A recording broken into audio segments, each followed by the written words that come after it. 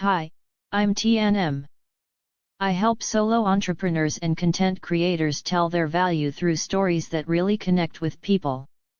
Today, I want to talk about something super important. Where do you actually find inspiration? Have you ever opened Notion or Instagram or your newsletter draft, and just stared at a blank page you want to create, but your mind feels empty? You're stuck. You want to start, but don't know how. Most of us think inspiration is like a sudden lightning strike, something that hits us and gives us goosebumps. But from my own experience, inspiration isn't something that suddenly appears. It's always there.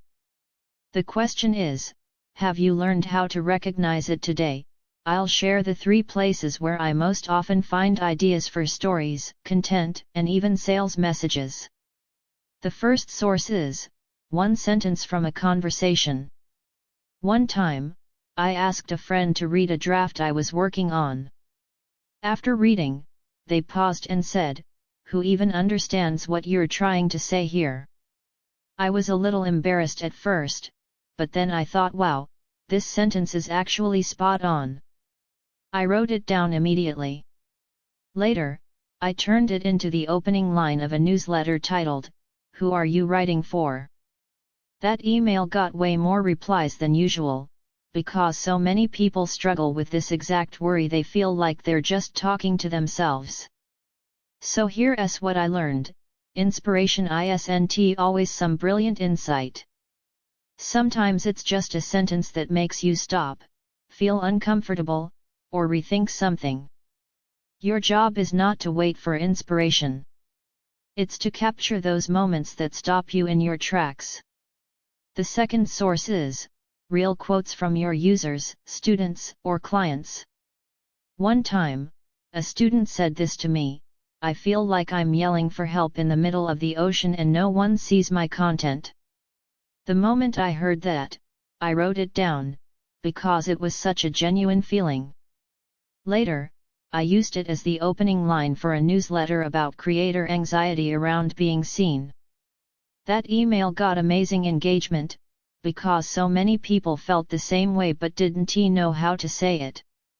This taught me an important lesson: when you're creating content or researching your market, you're not just looking for pain points, you're looking for language. Real words from real people have more impact than any polished copy you write yourself. So stop paraphrasing. Start listening and writing down exactly what people say. The third source is tiny moments from daily life. Once, I was at a local market and saw a mom talk to her kid who just fell down. She said, "It's okay if you fell. We still need to buy groceries." That small moment stuck with me. I thought, this is exactly what creators do. No matter how tired, frustrated, or discouraged we feel, we still have to show up, create, post, and keep going. I turned that moment into a newsletter titled, "Will You Keep Creating Anyway?" So if you ask me, how do you keep getting fresh story ideas? My answer isn't reading more books or taking more courses. It's, are you willing to look closer at the small details of everyday life? Not every great story starts with a big spark. But nearly every warm, relatable story starts with paying attention. How do you catch inspiration before it slips away? Here's a simple 3-step method I use to capture ideas daily. Write down 3 sentences you heard today, no matter who said them. Keep a story fragments notebook or doc. Don't worry about organizing, just capture the ideas. Review your notes once a week. Pick 1-2 pieces to expand into content or stories. You don't need to be a creative genius. You just need a habit of writing things down.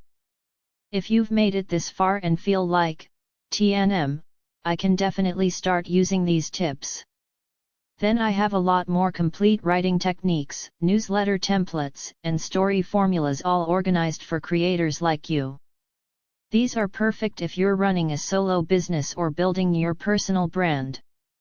You can check them out here, tmtmtm.gumroad.com. I'm T&M, thanks so much for watching. See you in the next video.